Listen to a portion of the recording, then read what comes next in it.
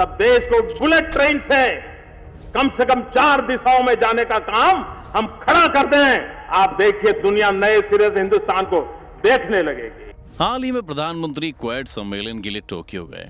Tokyo राजधानी है Japan की, और जापान का भारत में जब भी जिक्र आता है तो उसके साथ बुलेट ट्रेन की याद ताज़ा हो जाती है। और जब प्रधानमंत्री मोदी जापान दौरे पर हो तो बुलेट को याद करने की 2 वजह हैं। पहला जापान और दूसरा पीएम मोदी खुद। क्योंकि जब मोदी जी ने भारत के लोगों को इस बुलेट ट्रेन का सपना दिखाया था तो उस वक्त वहां पर जापान के पीएम भी मौजूद थे, और कहा गया था कि 15 अगस्त 2022 तक बुलेट ट्रेन का काम पूरा हो जाएगा। अब 2022 तो आ गया और अगस्त भी दूर नहीं है। तब देश को बुलेट ट्रेन से कम 4 दिशाओं में जाने का काम हम खड़ा कर दें। आप देखिए, दुनिया नए सिरे से हिंदुस्तान को। तो अब जब मोदी जी जापान पहुंच ही गए हैं तो हम आपको ये भी दिखा देते हैं कि उनकी बुलेट ट्रेन कहां तक पहुंची है। चलिए शुरू करते हैं। 2017 में प्रधानमंत्री नरेंद्र मोदी और जापान के पीएम शिंजो आबे ने भारत में बुलेट ट्रेन की नींव रखी थी, और उसी साल भारतीय रेल ने कहा था कि 15 अगस्त 2022 तक Mumbai Ahmedabad high speed rail के काम को पूरा करने के सभी प्रयास किए जाएंगे। लेकिन 2017 में नीति आयोग ने कहा था कि इस प्रोजेक्ट को 2023 तक पूरा कर लिया जाएगा। तो अब सवाल ये आता है कि असल में ये कहाँ है और कब तक पूरा होगा। हम बताते हैं असल में ये कहाँ है। साल 2020 में ईस्ट जापान रेलवे कंपनी ने भारत में पटरियों पर दौड़ने वाली बुलेट ट्रेन की पहली तस्वीर जारी की थी, और उसमें बताया गया था कि E5 सीरीज की शिकानसेन बुलेट ट्रेन भारत में आएगी। अब प्रधानमंत्री मोदी जब मई 2022 में जापान की यात्रा पर थे तो उस वक्त इस परियोजना का काम सिर्फ 17% पूरा हुआ था। और ऐसा हम नहीं कह रहे हैं, बल्कि एक RTI के हवाले से आज तक की एक रिपोर्ट में दावा किया गया है, और ये RTI 1 फरवरी 2022 की है। अब अगर फरवरी से आगे हम इसी साल 20 मई की बात करें तो रेल मंत्रालय ने बुलेट ट्रेन के काम पर एक वीडियो ट्वीट किया है। इस वीडियो में एरियल शॉट्स के जरिए 5 मई तक की परियोजना की प्रोग्रेस रिपोर्ट दिखाई गई है। वीडियो में वलसाड, नवसारी, सूरत, भरूच, बड़ोदरा, आनंद, खेड़ा, अहमदाबाद और साबरमती में चल रहे काम की प्रोग्रेस तो दिखाई गई है, लेकिन मुंबई तक बनने वाले हिस्से का कोई जिक्र नहीं है। अगर हम बुलेट ट्रेन के रोड मैप की बात करें तो इसे अहमदाबाद वडोदरा से सूरत और बिलीमोरा तक के रास्ते महाराष्ट्र के ठाणे और मुंबई पहुंचनी है। इसके साथ ही video national high speed rail corporation limited यानी NHSRCL नहीं बनाया है, और इस वीडियो में किसी डेडलाइन का भी कोई जिक्र नहीं है। बुलेट ट्रेन भी होगी लेट। अब दावा तो ये किया जा रहा है कि जब बुलेट ट्रेन आ जाएगी तो वो भी बाकी भारतीय ट्रेन की तरह लेट नहीं होगी। माने वो यात्रीगण कृपया ध्यान दें, फलाने से ढिमा की जगह जाने वाली ट्रेन 2 घंटा लेट है वाला गाना आपको नहीं सुनना पड़ेगा। लेकिन ये सब दावे आने के बाद के हैं, क्योंकि वीडियो देखकर इतना तो कहा ही जा सकता है कि आने में पक्का ये ट्रेन लेट होगी। माने साल 2023 तक ये ट्रेन हकीकत में पटरी पर दौड़ती नजर नहीं आएगी। जानकार इसके पीछे कोरोना महामारी और जमीन अधिग्रहण में हुई देरी को असली वजह बता रहे हैं। और अब तक जो जानकारी सामने आई है उसके मुताबिक दिसंबर 2020 तक महाराष्ट्र में होने वाला जमीन अधिग्रहण का काम पूरा नहीं हुआ था, और उस वक्त रेलवे बोर्ड के चेयरमैन विनोद कुमार यादव ने कहा था कि अगले 4 महीने में महाराष्ट्र सरकार ने 80% जमीन अधिग्रहण का वादा किया है। यानी महाराष्ट्र सरकार की तरफ से जमीन अधिग्रहण की डेडलाइन ही अप्रैल 2021 तक की थी, और अब आ गया है 2022, और मई तक महाराष्ट्र में 71% जमीन अधिग्रहण पूरा हो चुका है, और गुजरात में 98%।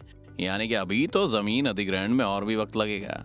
अब इसमें देरी की एक वजह तो ये भी है कि दोनों सरकारें अलग अलग, माने महाराष्ट्र में गठबंधन है तो केंद्र में बीजेपी, और साल 2020 में महाराष्ट्र के मुख्यमंत्री उद्धव ठाकरे के एक बयान से इसका अंदाजा भी लगाया जा सकता है कि इसमें एक दिक्कत राज्य सरकार की इच्छा शक्ति की कमी भी है। फरवरी 2020 में सामना को दिए गए इंटरव्यू में उद्धव ठाकरे ने बुलेट ट्रेन परियोजना को सफेद हाथी कहा था, तो आप इससे अंदाजा लगा सकते हैं कि हमें कुछ कहने की जरूरत तो आगे नहीं है। इसके साथ ही महाराष्ट्र सरकार को लगता है कि इससे गुजरात को ज्यादा फायदा होगा, महाराष्ट्र को कम। यहाँ गौर करने वाली बात यह भी है कि तत्कालीन महाविकास अघाड़ी गठबंधन की सरकार के पहले महाराष्ट्र में बीजेपी की सरकार थी, और तब भी जमीन अधिग्रहण का मामला फंसा हुआ था। साथ ही ये भी सच है कि पीएम मोदी ने भारत के लिए बुलेट ट्रेन देखने का सपना अभी तक छोड़ा नहीं है। इसी साल 18 फरवरी को मुंबई वासियों को वर्चुअली संबोधित करते हुए उन्होंने कहा था, बुलेट ट्रेन परियोजना को जल्द पूरा करना हमारी प्राथमिकता होनी चाहिए। देरी का असर। अब यार ट्रेन आ जाए या कल, टाइम से प्रोजेक्ट पूरा हो या नहीं, इससे हमें क्या फर्क पड़ता है। जब ट्रेन आ जाएगी तब टाइम पर सही से चलनी चाहिए, हमें तो इससे फर्क पड़ता है। अगर आप भी ऐसा ही सोच रहे हैं तो रुको जरा, अभी आपको बताते हैं कि प्रोजेक्ट की देरी से आपको कैसे फर्क पड़ रहा है। इस प्रोजेक्ट के लिए भारत सरकार ने जापान सरकार के साथ समझौता किया है और जापान इसके लिए 88,000 करोड़ रुपए का लोन 0.01% की दर पर 50 साल के लिए दे रहा है। जब बुलेट ट्रेन का सपना पहली बार पीएम मोदी ने देखा था तब 2014-15 में इसकी कुल लागत का अंदाजा 98,000 करोड़ रुपए लगाया गया था और साल 2020 तक इसकी लागत बढ़कर 1,10,000 करोड़ रुपए हो गई थी। अब एक्सपर्ट्स का मानना है कि कोरोना महामारी, वैश्विक अर्थव्यवस्था में गिरावट, महंगाई और भारत पर उसका असर, इन तमाम चीजों को जोड़ लें तो ये लागत और भी बढ़ गई होगी।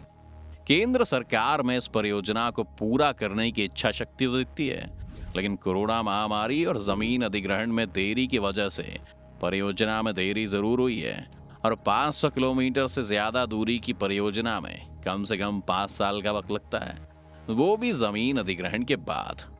अगर अगले 2 साल में जमीन अधिग्रहण का काम पूरा हो जाता है तो साल 2029-30 तक यह परियोजना पूरी हो सकती है और ऐसी सूरत में परियोजना की लागत भी 60% के आसपास बढ़ जाएगी, यानी 1,60,000 से 70,000 करोड़ के बीच में होगी। अब आप खुद ही सोचो, जो कीमत बढ़ेगी उसका पैसा कहाँ से आएगा? इसका सीधा जवाब है सरकारी खजाने से, और सरकारी खजाने को पैसा कहाँ से आता है? आपकी जेब से। फिर चाहे तो आप डायरेक्ट टैक्स भरते हो या इनडायरेक्ट।